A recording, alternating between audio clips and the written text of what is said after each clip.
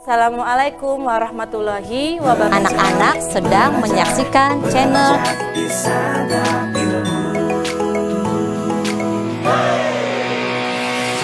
Belajar di Santap Ilmu. Banyak video baru yang selalu perkasa menemanimu. Ayo belajar di Santap Ilmu.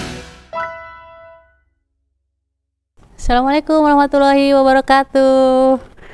Halo anak-anak, apa kabar? Kita ketemu lagi di channel kita bersama, yaitu Santap Ilmu. Ya, jangan lupa ya like dan subscribe-nya agar nanti kita bisa mengetahui materi-materi terbaru dari Ibu ya. Pada kesempatan kali ini kita akan membahas yang namanya cahaya dan alat optik. Nah, bersama saya Erni Johar MPD dari SMP Negeri 2 Gempol. Nah, untuk selanjutnya kita harus tahu dulu apa sih yang namanya pengertian dari cahaya. Ya, jadi cahaya itu adalah suatu energi yang berupa gelombang elektromagnetik. Nah, cahaya itu tidak memiliki wujud, tidak bisa disentuh, namun cahaya ada di sekitar kita. Nah, itu adalah cahaya ya. Sekarang yang akan kita bahas adalah nanti terkait dengan yang namanya sifat-sifat cahaya ya. Mari kita bahas satu-satu ya. Nah, sifat-sifat cahaya yang pertama itu adalah cahaya merambat lurus. Nah, perhatikan gambarnya ya. Dari gambar itu bahwa sumber cahayanya itu adalah api dari lilinnya. Jika di antara api dari lilin tersebut dan mata terdapat 3 dinding pemisah, dinding tersebut berlubang dengan posisi lubang yang sama, membentuk garis lurus ya, maka mata manusia itu akan melihat api dari lilin tersebut. Jadi ini membuktikan bahwa cahaya itu sebenarnya adalah merambat lurus ya. Itu sifat cahaya yang pertama.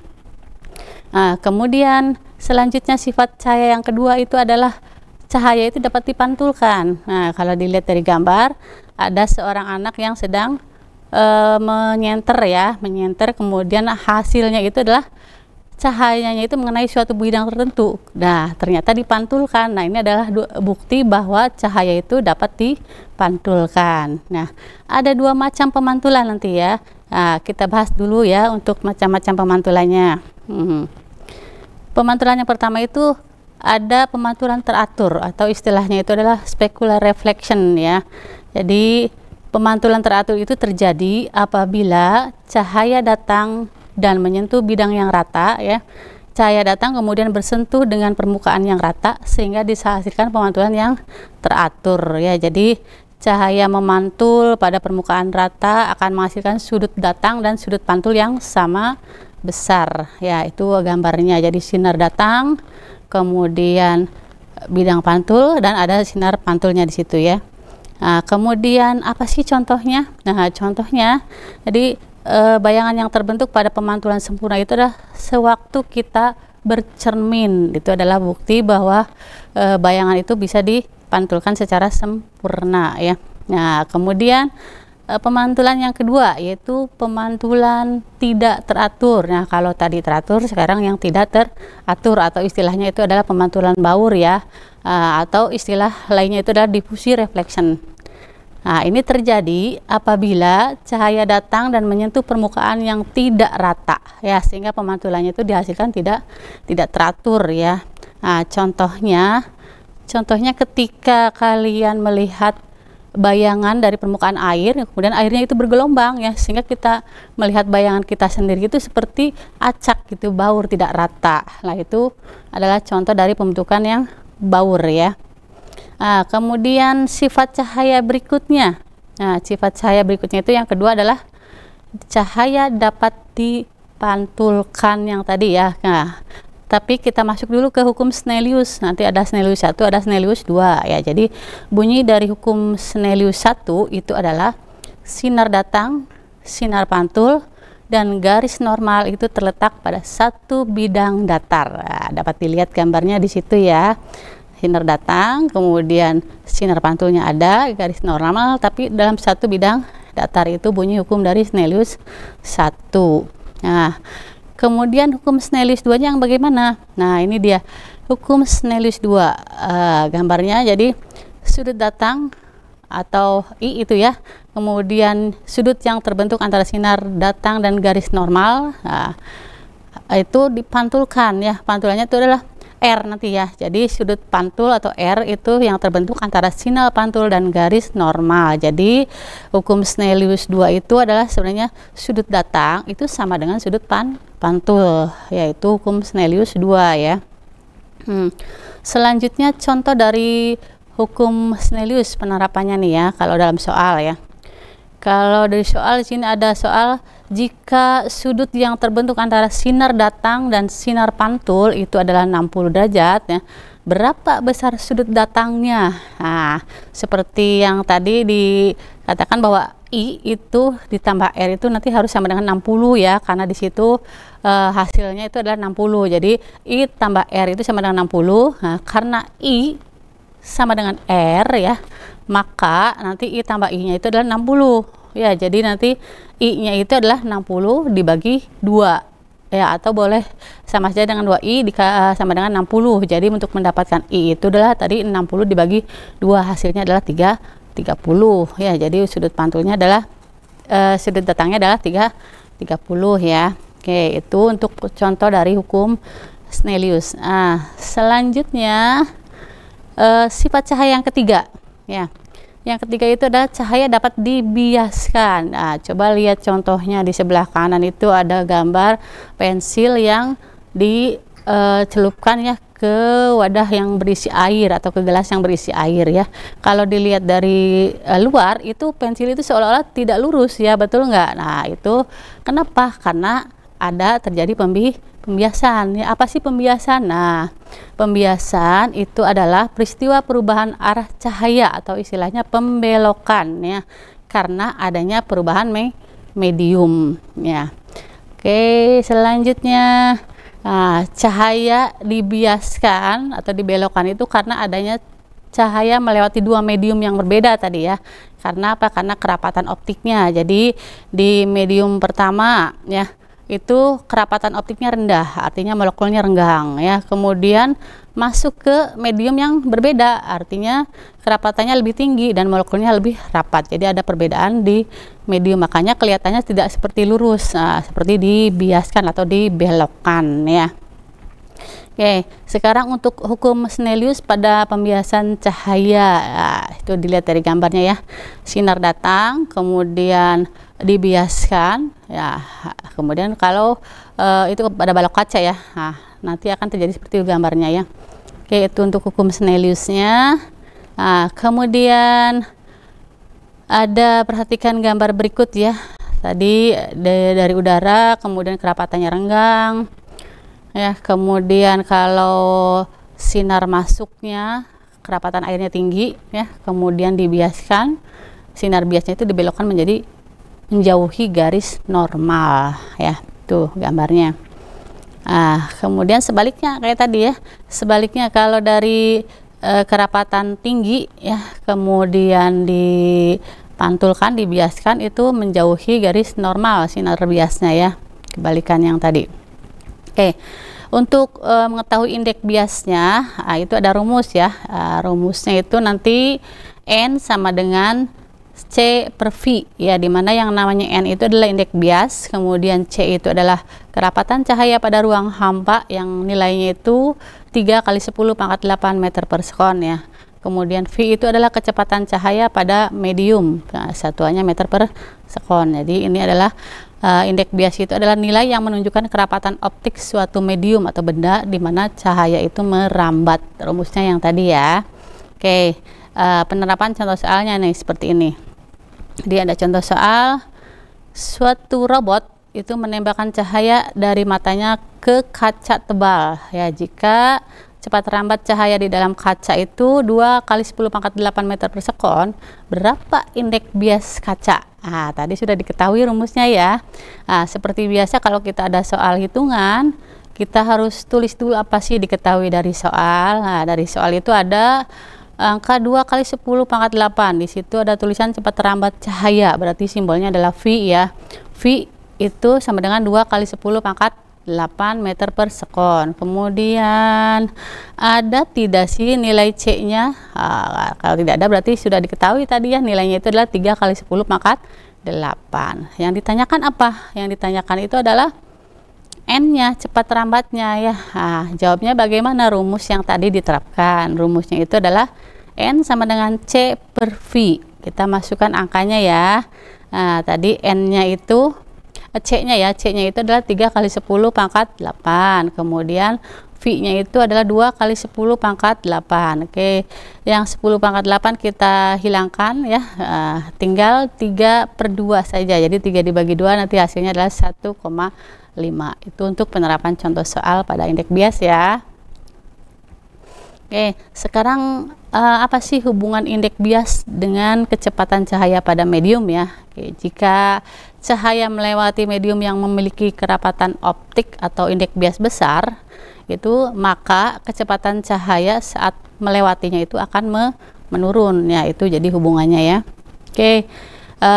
Coba lihat gambarnya ya. Ini ada hubungan indeks bias dengan kecepatan cahaya pada medium seperti yang tadi dijelaskan ya. Kalau medium 1 itu dalam udara ya, kerapatannya rendah, kemudian berarti molekulnya renggang ya. Kemudian dibiaskan, kecepatan cahaya akan bagaimana? Akan menurun karena kerapatan indeks biasnya tinggi ya, karena medium 2-nya itu air ya. Oke. Kemudian hubungan indeks bias dan kecepatan cahaya pada medium apa sih? Ini ada rumus lagi nih ya. Rumusnya ada N1 kali V1 sama dengan N2 kali V2 ya. Dimana N1 itu tadi indeks bias ya, indeks bias medium asal cahaya. Berarti kalau N2 itu adalah indeks bias medium yang selanjutnya yang dituju ya. Kalau V1 berarti V1 itu adalah kecepatan cahaya di medium asal. V2-nya berarti kecepatan cahaya yang di medium yang dituju. Ya, itu rumus untuk hubungan indeks bias dan kecepatan cahaya pada suatu medium ya. Mari kita terapkan pada contoh soal yang berikut ini ya. Contoh soal ada cahaya merambat dari air ke kaca dengan kecepatan air 2,25 kali 10 pangkat 8 meter per sekon. Jika indeks bias air 1,33 dan indeks bias kaca 1,54, hitung kecepatan cahaya di kaca. Nah, seperti biasa ya, kita cari dulu diketahui dari soal. Di situ ada indeks bias yang pertama, N1. N1-nya ada angka 1,33, berarti tulis, dijawab, diketahui N1-nya 1,33. Kemudian ada kecepatan pertama ya. Ada nilai 2,25 kali 10 pangkat 8, ditulis, diketahuinya ya.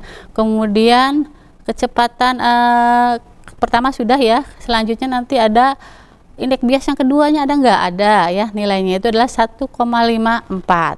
Apa sih yang ditanyakan dari soal? Hitunglah kecepatan cahaya di kaca. Jadi yang ditanyakan nanti adalah kecepatan cahaya di kaca, berarti V2. Tadi V1-nya sudah diketahui ya, berarti V2 yang ditanyakan. Nah, kita jawab ya. Jawabnya tadi yang sudah diketahui sebelumnya ya, rumusnya itu ada N1 dikali V1 sama dengan N2 dikali V2. Jadi nanti mencari V2 itu bisa dari N1 dikali V1 baru dibagi N2 ya. Setelah itu kita masukkan angkanya satu-satu ya. N1-nya 1,33, kemudian dikali V1. V1-nya itu nilainya 2,25 kali 10 pangkat 8, baru dibagi N2 ya. N2-nya adalah 1,54. Nanti setelah dihitung hasilnya adalah 1,94 kali 10 pangkat 8. Oke, itu adalah contoh soal ya, penerapan yang tadi. Nah, selanjutnya mari kita bahas tentang alat-alat optik ya. Apa saja sih alat-alat optik itu? Oke, nanti alat-alat optik itu adalah alat-alat yang memanfaatkan prinsip pemantulan dan pembiasan cahaya di sini ya. Seperti yang tadi sudah dijelaskan kaitannya dengan cahaya, pemantulan dan pembiasan. Nah, apa saja sih yang terkait tadi ya? Nah, di sini ada mata, kemudian ada alat optik berikutnya adalah kamera ya. Ada loupe, kemudian ada mikroskop dan ada teleskop. Oke, mari kita bahas satu-satu ya. Oke, tadi yang pertama ada yang namanya mata. Di dalam mata ini kita bahas lagi nih, ada yang namanya bagian-bagian dari mata ya. Kemudian bagaimana cara kerja matanya ya. Istilah pada mata, kemudian ada juga yang namanya cacat mata seperti apa. Yuk kita bahas satu-satu ya. Oke, bagian-bagian dulu nih, kita bahas bagian-bagian dari mata ya. Di bagian mata itu ada yang namanya otot, kemudian ada kornea, ada iris, ada pupil, ada aqueous humor, ya, ada lensa, ada koroid, ada retina, ya, ada saraf optik, ada titik buta, dan ada juga sklera. Oke, itu bagian-bagiannya ya. Nah, sekarang apa sih fungsinya? Oke, struktur mata dan fungsinya di sini ada ya. Nah, di situ ada nomor 1, ada 2, ada 3 ya. Yang nomor 1 itu ada yang namanya otot mata. Tuh, lihat nomornya ya. Nomor 1 itu nomor otot mata. Fungsinya apa sih? Fungsinya itu adalah untuk mengatur gerakan mata. Nah, kemudian yang nomor 2 yang paling terlihatan di luar itu namanya kornea. Ya, itu fungsinya adalah menerima rangsangan cahaya dan meneruskan ke bagian mata lebih dalam. Oke. Nomor 3 ada yang namanya iris ya. Iris itu memberi warna pada mata ya dan mengatur besar kecilnya pupil. Nah, kemudian yang keempat pupil ya. Pupil itu apa sih fungsinya? Fungsinya adalah celah yang mengatur jumlah cahaya yang masuk ke mata. Ya, itu fungsi dari pupil ya. Kemudian ada yang kelima, aqueous humor. Itu fungsinya adalah membiaskan cahaya dan menjaga bentuk bola mata. Oke, selanjutnya juga ada yang namanya nomor 6 nih ya. Ada lensa mata. Lensa mata itu fungsinya adalah mengatur pembiasan cahaya yang masuk ke mata dan memfokuskan cahaya agar bayangan itu jatuh pada bintik kuning ya. Kemudian ada yang nomor 7, ada vitreous humor ya. Itu fungsinya adalah menyokong lensa dan menjaga bentuk bola mata ya. Kemudian ada 8 bintik buta, fungsinya adalah menangkap dan meneruskan rangsangan ke otak. Nah, 9 ada saraf mata nih. Saraf mata fungsinya adalah meneruskan rangsangan cahaya ke otak. Oke. Kemudian ada juga bintik kuning ya, nomor 10 itu namanya bintik kuning. Fungsinya adalah tempat jatuhnya bayangan. Selanjutnya nomor 11 ada yang namanya retina. Ya, retina itu adalah fungsinya layar ya, layar untuk menangkap bayangan yang dibentuk. Ya, kemudian di nomor 12 ada koroid. Fungsinya itu adalah mengalirkan oksigen dan nutrisi ke retina. Dan yang terakhir ada nomor 13 ada sklera ya. Fungsinya itu adalah melindungi dan mempertahankan bentuk bola. Oke, itu struktur mata dan fungsinya ya. Sekarang bagaimana sih mekanisme penglihatan dari mata ya? Jadi ketika cahaya mengenai retina atau lapisan jaringan pekat cahaya di bagian belakang mata ya, itu sel khusus yang disebut fotoreseptor mengubah cahaya menjadi sinyal listrik. Ya, sinyal-sinyal listrik ini berjalan ya dari retina menuju saraf optik ke otak. Ya, kemudian otak mengubah sinyal-sinyal tersebut menjadi gambar yang kita lihat. Ya, jadi nanti bayangannya itu nyata, terbalik, dan diperkecil. Itu mekanisme dari mata ya. Selanjutnya ada istilah-istilah pada mata nih ya yang harus kalian ketahui. Ada yang namanya daya akomodasi. Itu sebenarnya adalah kemampuan lensa mata untuk menebal atau mencebung dan menipis ya sesuai dengan jarak yang kita lihat. Kemudian ada, kalau di kita itu ada istilah PP atau punctum proximum ya. Artinya ini adalah titik dekat yang dapat dilihat jelas oleh mata dengan berakomodasi maksimum. Kemudian ada istilah PR ya atau punctum remotum ya. Ini adalah jarak terjauh yang dapat dilihat jelas oleh mata tanpa berakomodasi. Ada yang namanya emotropi atau mata normal ya, mata yang masih dapat melihat jelas benda dengan jarak 25 cm sampai jauhnya tidak terhingga. Jadi untuk mata normal itu PP-nya 25 cm ya, lambangnya itu dengan SN nanti ya. Oke, tadi istilahnya ya. Sekarang apa sih cacat-cacat yang terjadi pada mata? Tadi ada ada istilah yang namanya miopi, ada hipermetropi, ada presbiopi, ada astigmatisme. Oke, mari kita bahas ya untuk cacat mata. Nanti yang pertama ada yang namanya cacat mata miopi. Oke, apa sih? Nah, ini mata yang disebabkan itu tidak melihat jelas bayangan benda dengan jarak yang jauh ya. Jadi bayangan benda di depan retina itu retinanya ya, sehingga nanti bisa ditolong itu hanya dengan lensa cekung, sehingga nanti kalau terbantu oleh lensa cekung, bayangan itu akan bisa terlihat tepat di retina. Jadi miopi itu tidak bisa melihat jelas benda jarak jauh ya.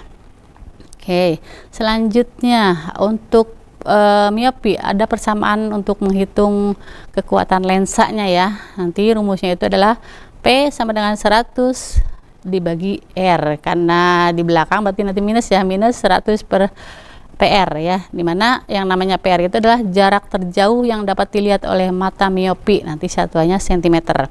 Kemudian P itu kekuatan lensa, satuannya dioptri, F-nya itu adalah jarak fokus lensa, satuannya adalah cm. Dan untuk menghitung fokus lensa itu bisa dari F sama dengan negatif PR ya. Jadi catatan nih ya, untuk penderita miopi itu PP-nya kurang dari 25 cm ya. Nah, kemudian untuk PR-nya adalah tidak terhingga. Nah, itu rumus untuk persamaan pada miopi ya.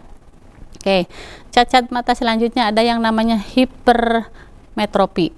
Jadi untuk cacat mata hipermetropi ini adalah tidak bisa melihat jelas benda dengan jarak dekat ya. Nah, jadi bayangannya itu di belakang retina, jadi retina di depan bayangannya sehingga tidak bisa melihat ya. Nah, dapat ditolong oleh apa? Oleh lensa cembung, sehingga ketika kita memakai lensa cembung itu bayangan benda itu tepat berada di retina. Jadi harus memakai bantuan lensa cembung ya untuk bisa melihat kalau hipermetropi. Oke, persamaan untuk hipermetropi hampir sama kayak tadi ya, cuma ini 100 dibagi SN nanti dikurangi ya, dikurangi 100 dibagi PP, yang F-nya adalah berarti 100 per P, dimana keterangannya itu yang namanya P adalah kekuatan lensa, kemudian SN itu adalah titik dekat mata normal, nanti nilainya itu 25 cm ya. Kemudian untuk PP titik dekat penderita hipermetropi, ada F itu jarak fokus. Nah, ini catatannya ya, penderita hipermetropi ini memiliki PP-nya lebih besar dari 25 cm sehingga nanti PR-nya juga tidak terhingga. Itu untuk catatan dari cacat mata hipermetropi ya. Oke, cacat mata selanjutnya ada yang namanya presbiopi. Nah, presbiopi itu adalah cacat mata karena usia tua atau istilahnya rabun tua ya. Jadi presbiopi ini terjadi akibat menurunnya daya akomodasi mata karena otot mata yang sudah melemah ya. Jadi bayangannya di belakang retina ya. Untuk bisa menolong itu harus dengan apa? Harus dengan dua lensa, ada lensa cekung, ada juga lensa cembung ya, sehingga ketika dipakai duanya itu bisa bayangannya tepat di retina nanti ya. Oke, cacat mata selanjutnya ada yang namanya astigmatisme. Apa sih ya astigmatisme itu? Jadi ini adalah cacat mata yang terjadi karena bentuk bola mata yang kurang melengkung sehingga berkas cahaya yang masuk ke mata itu tidak fokus ke satu titik. Jadi berkasnya itu tidak ke fokus titik ya. Jadi ini harus pakai kacamata silindris ya, namanya silindris ya. Oke, selanjutnya tuh lihat, cacat mata astigmatisme itu tidak bisa melihat huruf A secara jelas ya. Jadi berkasnya itu tidak berada di titik fokus, makanya kelihatannya seperti ada bayangan seperti itu ya. Oke, kemudian selanjutnya alat-alat optik yang kedua ya, ada yang namanya kamera ya, itu bagian-bagian kamera ya, ada lensanya, ada bayangannya, ada starternya, ada filmnya. Nah, jadi ketika kamera digunakan untuk memotret sebuah objek ya, shutter akan terbuka ya, dan berkas cahaya dari objek itu masuk ke dalam kamera lewat sistem lensa. Oke, sistem ini akan memusatkan berkas cahaya yang diterima ke suatu film yang peka maka cahaya. Jadi di film inilah akan terbentuk bayangan. Jadi setelah film dicuci dengan bahan kimia tertentu, itu akan diperoleh gambar pada selembar kertas foto. Oke, itu cara kerja dari kamera ya. Oke, selanjutnya persamaan dari prinsip kerja pada kamera dan mata. Jadi di kamera ada yang namanya lensa, di mata juga ada lensa ya. Fungsinya adalah memfokuskan bayangan sehingga tepat pada film atau retina. Kemudian di kamera juga ada yang namanya diafragma. Nah, di mata adanya iris ya. Tapi fungsinya sama, yaitu mengatur besar kecilnya lubang cahaya. Jadi semakin kecil lubang, maka cahaya yang masuk ke kamera atau mata itu semakin sedikit. Nah, kemudian kalau di kamera ada yang namanya apertur ya. Nah, di mata ada yang namanya pupil. Jadi fungsinya itu adalah lubang tempat masuknya cahaya. Oke. Di kamera ada yang namanya film, di mata juga ada yang namanya retina. Nah, ini fungsinya itu adalah tempat terbentuknya bayangan. Oke, untuk alat optik selanjutnya yang ketiga itu ada yang namanya loop. Lihat gambarnya ya di sebelah kanan, itu gambar loop itu seperti itu ya.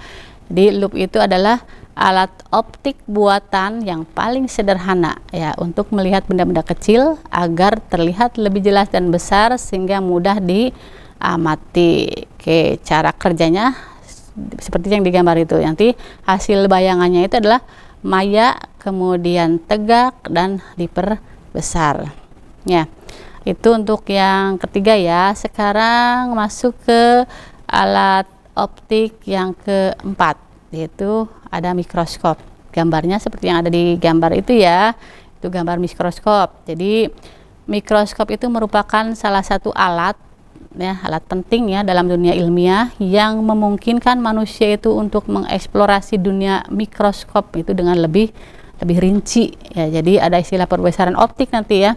Perbesaran optiknya itu mikroskop bekerja dengan prinsip pembesaran optik. Jadi lensa khusus yang disebut lensa objektif ditempatkan dekat dengan objek yang akan diamati ya. Jadi lensa ini memfokuskan cahaya yang melewati objek membentuk gambar perbesaran. Itu cara kerja mikroskop ya. Oke. Dan yang kelima ya, ada yang namanya teleskop. Nah, ini tulisannya ya teleskop itu ya.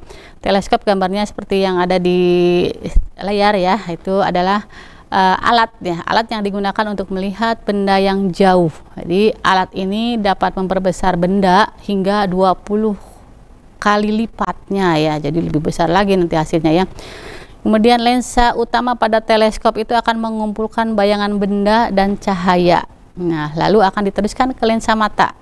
Dan mata akan menerima objek menjadi sebuah gambar atau bayangan benda. Oke, itu yang kelima ada teleskop. Oke, terima kasih materi kita hari ini untuk cahaya dan alat optik ya.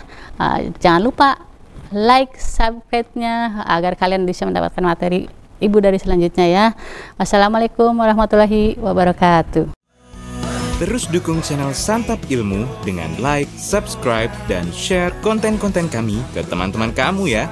Sampai bertemu di konten berikutnya. Ayo belajar di Santap Ilmu.